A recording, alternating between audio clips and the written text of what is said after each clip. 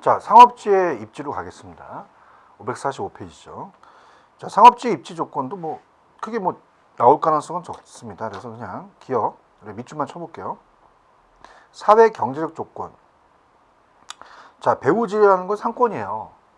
우리가 배후지를 힌터랜드 상권이라고 합니다. 상권이 클수록 좋죠. 우리 상업입지는. 그래서 배후지의 및 고객에 대한 양과 질. 그러니까 배후지는 상권 또는 시장 지역이라고 하는데 상업 활동을 하는 고객을 상대로 하는 그들이 존재하는 배후지가 가장 중요하겠죠. 따라서 인구 밀도와 지역 면적이 커야 됩니다. 고객에 대한 수준도 우리가 높아야 되죠. 그다음에 고객의 교통수단과 접근성. 자, 그러니까 중요한 것은 그냥 수단이 아니라 고객이에요.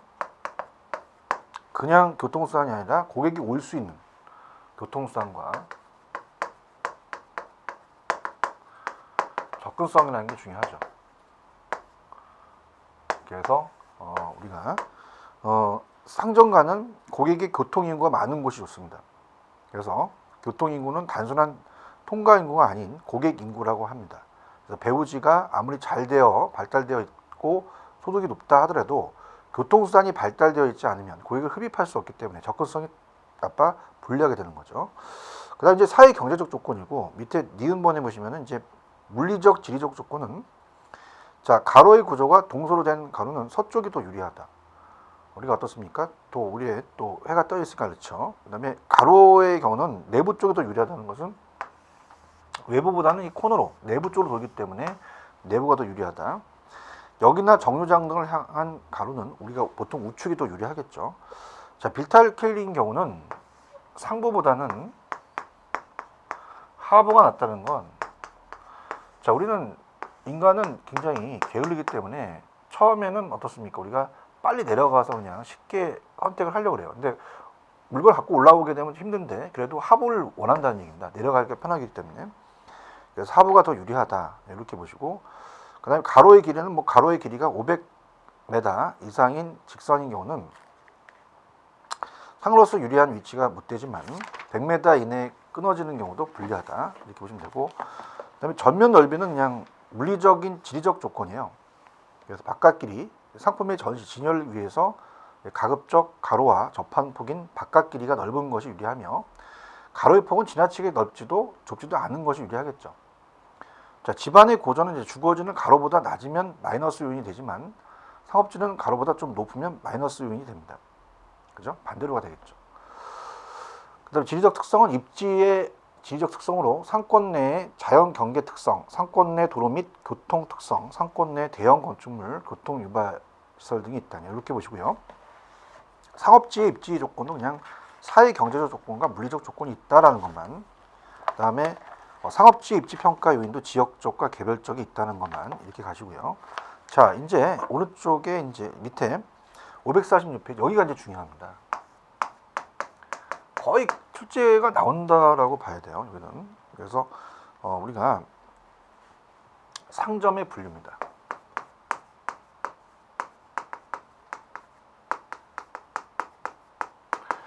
자, 여기다는 별표 표시를 3개 정도 해놓으세요. 굉장히 중요합니다.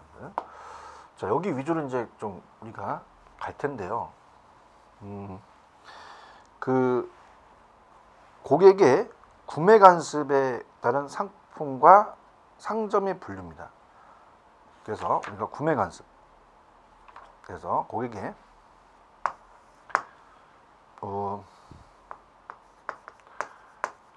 구매 관습에 따라서 상품에 대한 그 상점의 분류죠.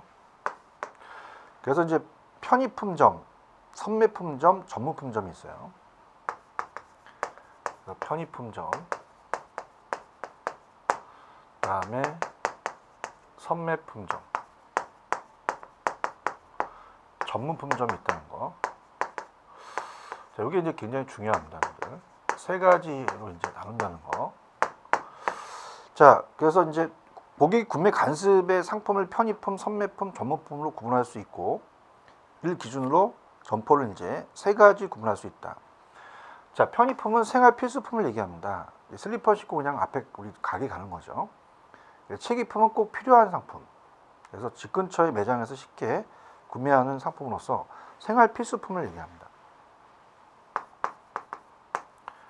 생활 필수품.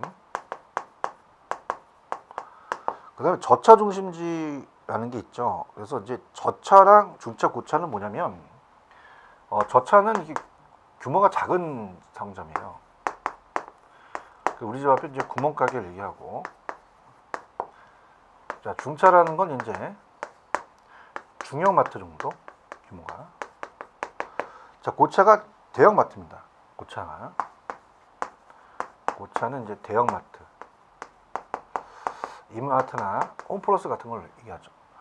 그럼 저차는 구멍가게 가깝고 중차가 있고요. 고차는 더 멀죠. 근데 대형마트가 규모도 크고 많은 기능, 다양한 기능을 합니다. 자, 예를 들어서 여러분들 생각하실 때 구멍가게는 뭐 아이쇼핑이 불가능하죠. 근데 대형마트는 가능하고 구멍가게에서 시식하면 경찰이 신고합니다. 근데 대형마트는 시식이 가능하죠. 그만큼 기능이 높다는 얘기예요. 그래서 저차 중심지에 있다. 가깝다는 거죠. 그 다음에 입지는 고객이 가까이 위치해야 하므로 도보로는 10분에서 20분 이내, 거리는 뭐 1000m 이내의 위치로 고객이 주로 통행하는 길목에 상점이 위치하는 것이 좋고요. 자, 판매하는 상품이 주로 가정용품이고 주부를 대상으로 하므로 편의점의 입지는 인근 지역 또는 근린 지역과 2차 상업지역은 바람직하지만 도심 상업지역은 좋지가 않습니다. 그렇죠? 그 다음에 이 선매품이라는 자체는 이 선자가 고를선자예요.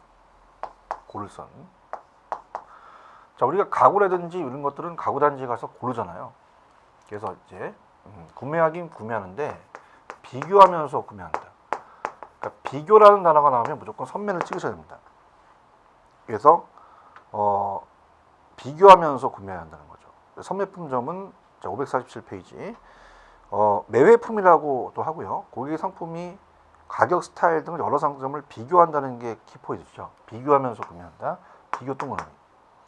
그래서 편의품에 비해 가격 순위나 이윤율은 높습니다.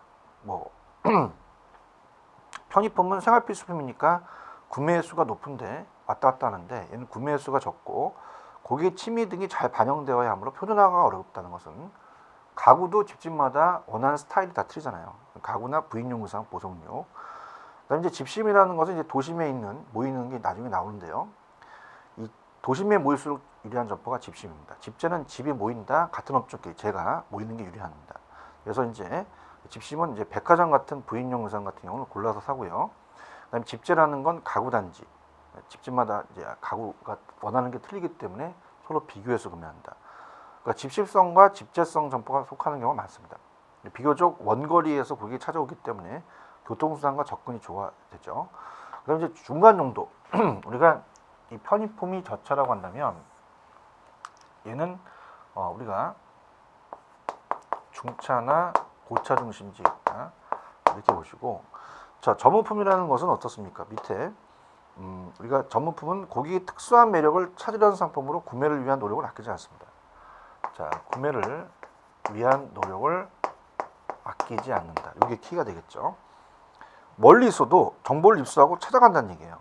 비싸니까 가격 수준 놓고 명품 같은 걸 얘기합니다. 광고가 많이 이루어지는 유표품이죠. 유명 메이커. 주로 고차다. 이렇게 해서 정리해 두시면 됩니다. 자, 이렇게 해서 정리해 두시고요. 그렇다면은 출제 빈도가 굉장히 높아요. 그래서 공간분배 원리에 따른 상점의 분류를 가기 전에, 자, 일단은 뭐 밑에 유표품이라는 자체는 아까 어때요?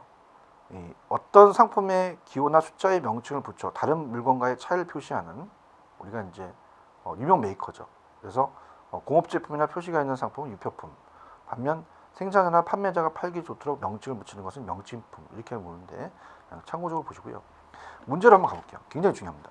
그래서 우리가 642페이지로 가시면 22번 가볼까요?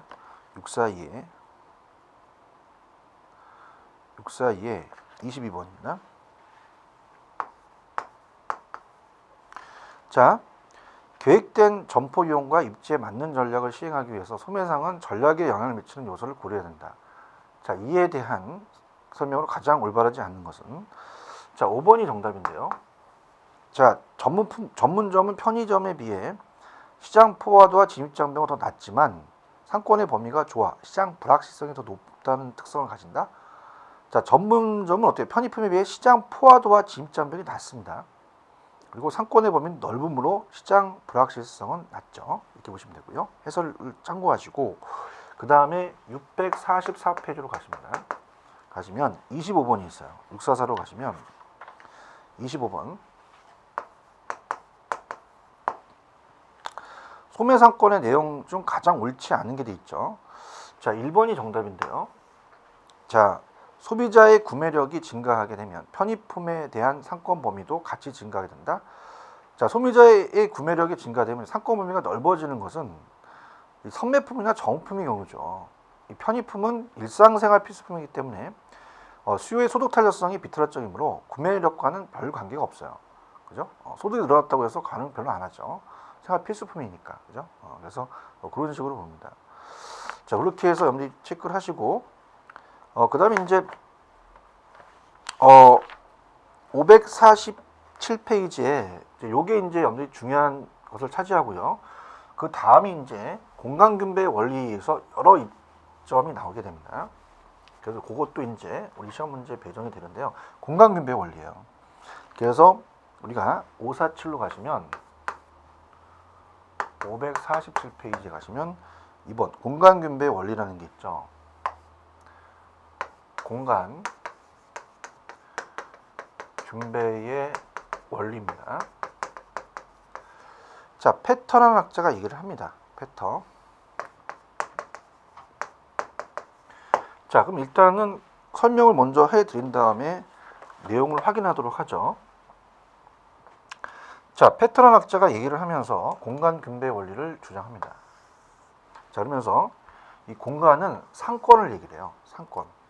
상권을 균배한다는 것은 나눠 갖는다는 거죠. 그러니까 우리가 배우지라는 게 상권이었습니다. 거기 존재하는 곳이 X1과 만약에 X2가 있다. 그럼 중간에 도심이 있다면 자, 우리가 동일 업종이에요. 경쟁 관계에 놓여 있죠. 경쟁 관계에 놓여 있는 상점이다. 그럼 얘네들이 이제 서로 경쟁을 하다 보니까 자, 예를 들어서 어떻습니까? 여기 갑돌이하고 그다음에 을돌이가 입점을 한다. 그럼 동종업종이니까 상품도 똑같고 가격도 똑같고 규모도 똑같아요. 여기도 가고 여기도 간다는 얘기예요. 근데 얘는 일로 가는데 여기는 교통비가 많이 들어간다는 얘기예요. 거리가 머니까 얘한테 안 간다는 거죠. 그럼 얘가 열받아 갖고 다시 또 일로 입점을 하게 됩니다. 그럼 얘한테 안 가니까 또 열받으니까 나중에서는 둘이 도심에 오게 돼요. 그러면 도심에 오게 되면은 이 집은 모인다는 거고요. 이따 하겠지만 모인다. 심은 도심에 모일수록 유리하거든요. 그러면 이제 도심에 모여서 공간을 상권을 나눠 먹는다는 거죠. 그런데 나중에 다시 또 정돌이하고 병돌이가 입점을 하게 되면요. 여기서 차단을 해버려요. 그럼 튀어나가서 이제 집심이 아니라 산재라든지 분산 입지가 나오게 되는 거죠. 이런 게 다 탄생하게 됩니다. 자, 그래서 패턴은 이 이론적으로 경쟁 관계에 밑줄 있는 점포 상호 간의 공간을 서로 균등하게 한다는 것으로서 한 점포가 입지한 후 또 다른 점포가 입지하는 경우 어느 곳에 입지하는 것이 유리한가를 설명한 거죠. 그래서 일단 시장이 좁고 교통비 탄력성이 작은 경우는 집심, 시장이 넓고 수요 교통 탄력성이 큰 경우는 분산 입지 현상이 있다는 건데요. 자, 우리가 밑에 수요의 교통비, 이것도 먼저 설명하고요. 자, 수요의 보통 가격 탄력성은 가격이 수요량과 공급량에 영향을 줍니다. 근데 여기서 영향을 주는 것은 교통비라는 거죠. 교통비가 증가를 할 때 수요량이 얼마나 감소하는가를 측정합니다. 그래서 수요의 교통비 탄력성입니다. 그래서 위에가 수요량이 변화가 올라가고 교통비 변화가 내려간다는 거죠. 그래서 수요의 교통비 탄력성이 탄력적이면 자, 우리가 만약에 교통비가 조금 증가하더라도 수요량이 크게 감소하고 이런 상품은 주거지 가까운 곳에 판매하므로 주거지마다 분산 입지한다는 얘기입니다. 자, 그러면 가볼게요. 여러분 이제 이것도 이제 제가 편법 야매가 있습니다. 시장이 좁고 자, 그러니까 예를 들어서 이렇게 합니다. 우리가 예전에 이제 피자 가게가 서울에서도 도심에 하나밖에 없었죠. 그럼 시장이 좁다는 겁니다. 시장이 좁고, 좁고에다 또 하나 쳐보세요. 좁고, 시장이 좁다는 것은 시장이 하나밖에 없고, 그럼 피자 먹으러 아이들이 이제 울게 되면은 외곽에서도 도시까지 가야 돼요. 그럼 수요의 교통비 탄력성이 작은 경우, 자, 수요의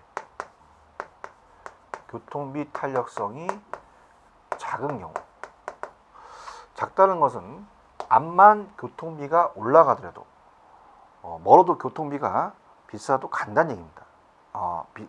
교통비가 많이 올라도 양을 줄이지 못한다는 거죠. 그러면 요거는 어디 입지매요? 집심적이죠. 집심은 이제 도심에 입지한다는 겁니다. 도심에 모인다. 근데 이제 당연히 요즘은 여러분들 피자 가게가 도심만 있겠습니까? 집 앞에도 뭐 굉장히 피자 가게가 많죠. 그래서 우리가 산재돼 있어요. 그럼 이건 시장이 좁고가 아니라 시장이 넓은 거죠.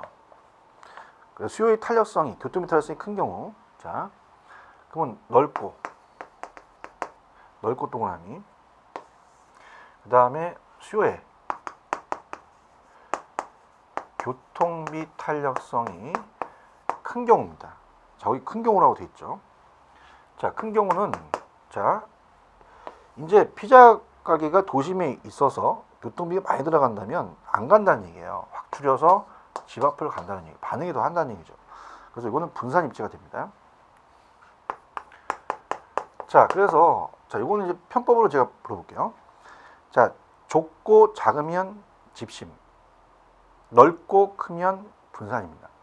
자, 따라보세요. 시장이 좁고 탄력성이 작으면 집심이고요. 시장이 넓고 탄력성이 크면 분산이다. 자, 이것도 안 되는데요. 자, 그러면 좁고에 지읒 들어가죠. 자, 작은에 지읒 들어가요. 집심에 지읒 들어가죠. 이렇게 또 잡아보세요. 그래서 이렇게 해서 잡아보시고요. 근데 결론은 이제 이렇게 해서 이제 이 내용을 이제 물어볼 수가 있으나, 그러나 더 중요한 것은 상점의 분류입니다. 그래서 넘겨보시면은 우리가 이제 이 공간분배 원리에서 이 도심에 모여 있는 집심에서 분산, 이 두 가지가 이제 나오면서 집심, 산재가 나오게 되고, 그다음에 집재, 그다음에 국부적 집중성이 나오게 돼요. 자, 그래서 상점의 분류가 이제 중요한데요. 입지 유형별입니다. 아까는 구매 간섭이었는데, 상점의 분류는, 자, 먼저 나와 있는 게 집심이죠. 근데 다 한문에 대한 뜻이기 때문에, 자, 집은 모인다는 겁니다. 모인다. 자, 심은 도심에 모이죠. 도심에 모일수록 유리한 점포예요. 그래서 이제 시험 문제 어떤 게 잘 나오냐면 백화점이라든지 기금속점이 잘 나옵니다. 그래서 백화점은 멀리 떨어져 있으면 안 되죠. 그래서 도심의 중심지에 입지해야 유리한 점포. 백화점, 고급이라는 게 들어가요. 고급 음식점, 보석, 가게, 고급 의류점, 대형 서점, 영화관, 뭐 기금속점. 근데 집재라는 것은 집은 모인다는 거고요. 이 재라는 게 한문의 뜻인데요. 같은 업종이에요. 동일 업종. 모이긴 모이는데 동일 업종끼리 모여 있는 거죠. 가구점 같은 게 시험도 잘 나옵니다. 인명 가구단지 같은 데가 어느 지역이나 있죠. 동일 업종이 서로 한 곳에 모여 있으면서 유리한 점포의 직접 효과를 얻을 수 있다.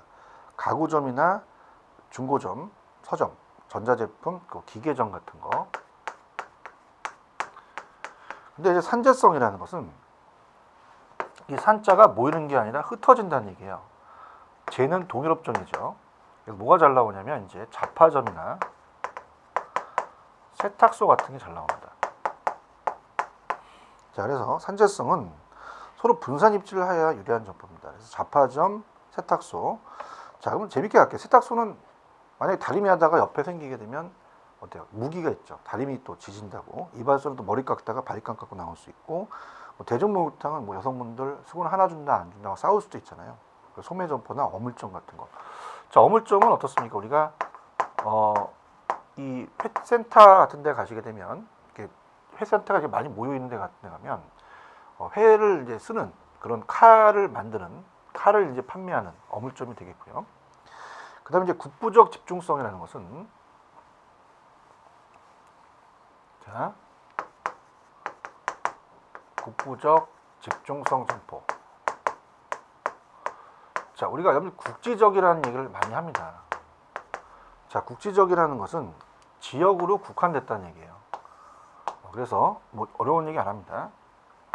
농기구점은 어촌에 있어야 아니라 농촌에 있어야 되고요. 그 다음에 우리가 어구점. 자, 어물점하고 어구점 좀 틀립니다. 어구점이라는 자체는 고기를 잡을 수 있는 기구를 판매하는 거예요. 이거는 어촌에 있어야죠. 그러니까 모이긴 모이는데 국부적으로 그 중심지에 모인다는 겁니다. 자, 그래서 어떤 특정적인 동업종끼리 국부적 중심지에 입지하는 거죠. 농기구점, 석재점, 비료점, 종묘점, 어구점. 자, 그러니까 우리가 일단은 시험 문제에 산재성이라는 게 잘 나오는 게 다 모이는 거예요. 집심은 도심에 모이고, 집재는 같은 업종끼리 모이고, 자, 이게 모이긴 모이는데 국지적인 국부적 중심지의 동업종끼리 특정 지역에 모이는 겁니다. 이렇게 해서 정리를 해주시면, 자, 이건 엄청 중요하기 때문에 문제를 한번 풀고 가볼게요. 그래서 723페이지입니다. 자, 723페이지로 가시면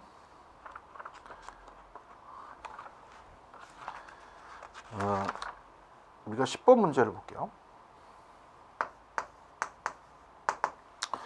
입지의 유형을 분류한 것이다. 입지의 유형과 설명이 올바르게 짝지어지지 않은 것은, 자, 4번인데요. 집재는 동일 업종끼리 모이는 거죠. 근데 배우지 중심지의 위치에서 하는 것은 우리가 집심이에요. 집재는 동일 업종끼리 모여 있지 않는다. 이렇게 갔어야죠. 정답은 4번이다. 이렇게 가시고, 그 다음에 이제 뭐 3번 이제 좀 제목을 바꿔서 뭐 소매 입지의 선정이라는 자체는 그냥 내용만 이제 살펴보겠는데요. 좀 전에 했던 게 중요해요. 좀 전에 했던 거 위주 좀 가시고, 그 다음에 이제 우리가 548로 가시면 3번 소매 입지의 선정은 그냥 체크만 하는 식으로 갈게요. 자, 입지 선정의 절차는 뭐 그냥 여러분이 한번 읽어보시고요. 그래서 입지 선정은 이제 대체적인 출점 지역을 선정하고 지역 내에서 상권을 결정한 다음에 구체적인 출점 부지의 선정 절차에 따라서 이루어진다.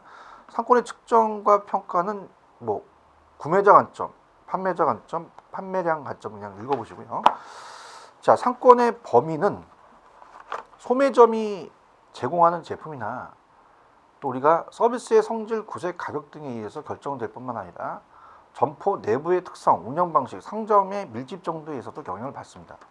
그렇기 때문에 우리가 그 예를 들어서 전문품을 판매하는 점포라면 상권은 상당히 넓이가 넓어지겠지만 우리가 표준화된 편의품을 판매하는 점포라면 상권 매우 좋겠죠. 슬리퍼 신고 가는 집 앞이니까.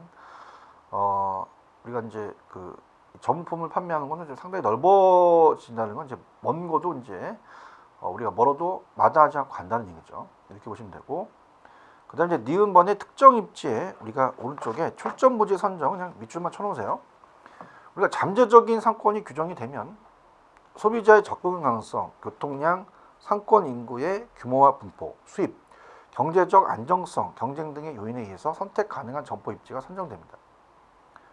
소매점포 입지란 소매업을 하는 소매점포의 구체적인 지적 위치를 의미합니다. 점포 입지의 가치는 이 점포들에 대한 선호와 입지 근처의 고객들이 자유로운 이동을 방해하는 우리가 자연적 또는 인위적 자연력의 존재 여부를 영향을 받습니다. 그러니까 예를 들어서 자연적으로 산이나 지금 가는데 산이나 강이 있다. 건너가기 힘들잖아요. 그래서 이런 지리적인 것을 봤고요. 소매업 입지는 이제 소매점의 표적 세부 시장에 도달하는데 결정적인 역할을 하고, 이 점포 입지에 대항으로 다른 소매점들과 지리적으로 격리되어 있는 앞쪽에서 독립 입지를 배웠죠. 지리적으로 인접하거나 밀집되어 있는 군집 입지 등이 있을 수 있다. 자, 일반적으로 우리가 의류, 구두, 가구 등의 선매품을 판매하는, 자, 선매라는 건 고를 선자 비교 구매하죠. 그래서 좀 못해놨습니다. 점포죠. 점포들은 군집 입지에 위치해야 하나 점품을 판매하는 점포는 우리가 독립입지에 이차여도 매출에 큰 영향을 받지 않는다. 이렇게 보시고요. 그 다음에 이제 우리가 밑에 이번에 입지와 부지의 평가 요소와 평가 방법 좀 체크해 보세요.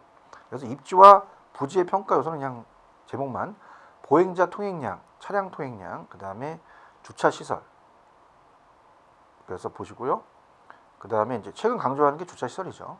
그 다음에 교통, 접호 구성, 특정의 부지, 점유 조건, 그냥 이렇게 보시고요. 유통 집적 시설에 대한 유리한 입지는 자, 이거는 이제 좀 밀주 쳐보세요. 자, 교외 지역은 어떻습니까? 우리가 교외 지역은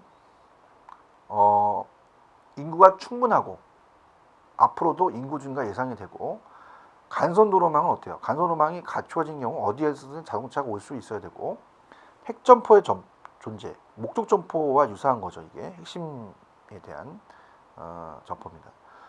있으면 누구든지 찾아오므로 거기 또 집객력이 또 높겠죠. 그다음에 지역 최대 주차장이 있어야 되고 점포 부족 상태, 독립상권의 성격 따져봐야 됩니다. 자, 우리가 넘기시면은 그 핵점포라는 게 중요합니다. 그래서 우리가 550페이지에 핵점포는 좀 체크를 해보셔야 돼요. 그래서 핵점포는 이 앵커, 스토어라고 하는데 배를 고정시키는 게 다시죠. 정박한다는 거죠. 정박한다. 그래서 상권이 넓고 우리가 다수의 고객을 유인할 수 있는 영업력이 강한 점포 또는 쇼핑센터의 중심 점포를 말합니다. 그래서 상대적으로 점포 규모가 큰 것도 핵점포의 중요한 조건이에요. 그래서 계획적이고 이 세워진 이 쇼핑센터는 핵점포의 이 선정에 따라 경영 성적이 크게 좌우된다는 거죠. 그래서 우리가 이제 또 디귿번에 뭐 출점을 위한 입지 평가 방법은 그냥 밑줄만. 자, 우리가 주먹구구시 방법은 경영자의 주관적인 경험에 기초해서 입지를 평가하는 방법이고요. 자, 체크리스트는 이제 리스트를 만드는 거죠. 그래서 매출과 비용을 영향을 주는 요인들을 체크리스트로 만들어지는 우리가 어떻습니까? 입지를 평가하는 방법이다. 그렇게만 봐주고. 자, 우리가 점포에 대한 위치 선정도 이것도 이제 조금 시간이 걸릴 것 같으니까 제가 이거는 다음 시간에 이제 제가 하도록 하겠습니다. 그래서 이번 강의를 한 8강에서 이제 중요한 것들을 몇 개 이제 살펴보겠는데요. 자, 8강에 이제 앞쪽으로 가시면 545페이지 가시면 상업지의 입지는 뭐 사회적 경제 조건, 물리적 지리적 조건, 그 다음에 뭐 여러 가지 나와 있는데 그렇게 중요하진 않습니다. 그건 제일 핵심 포인트가 546페이지예요. 그래서 이 편의품점, 그다음에 선매품점, 전문품점이라는 게 중요합니다. 특히 편의품점은 생활 필수품이기 때문에 가까이 있어야 된다는 자체는 저차고 우리가 어떻습니까? 이 편의품점은 이제 따로 나올 수 있고요. 나온다면 선매와 전문을 비교해서 나옵니다. 그래서 선매는 비교해서 구매한다. 그 다음에 전문품은 고객의 특수한 매력을 찾는 상품으로 구매를 위한 노력을 아끼지 않는다. 선매가 중차, 고차라면 전문품은 고차다. 자, 공간 분배의 원리도 패턴 학자가 얘기한 게 중요합니다. 그래서 시장이 좁고 탄력성이 작으면 집심, 시장이 넓고 탄력성이 크면 분산. 이렇게 해서 정리해 두시고요. 그 다음에 넘겨보시면은 이제 548페이지 가시면 상점의 분류가 중요했죠. 집심은 도심에 모일수록 유리합니다. 백화점, 고급이 들어가면 다 집심이고 대형이 들어가면 다 집심이고 귀금속점. 집재는 동일업종끼리 모여야 되죠. 가구점이나 기계점. 산재는 서로 흩어져야 됩니다. 세탁소, 이발소, 잡화점 이런 데 무기가 있죠. 어물점. 국부적은 모이긴 모이는데 농기구점은 농촌에 모여야 된다. 그래서 동업종끼리 국부적 중심지의 특정 지역에만 이 동업종끼리 이제 모인다. 이렇게 보시고요. 산재만 흩어지지 도심에 모인다 집심, 같은 업종끼리 집재, 국부적으로 같이 모여 있으면 국부적이다. 이렇게 해서 정리해 두시고요. 소매 입지에 대한 선정은 그렇게 중요하진 않아요. 그래서 그냥 여기 참고적으로 그냥 제가 체크해 드리는 것만 좀 보시고 550페이지 점포의 위치 선정은 좀 쉬었다 가겠습니다.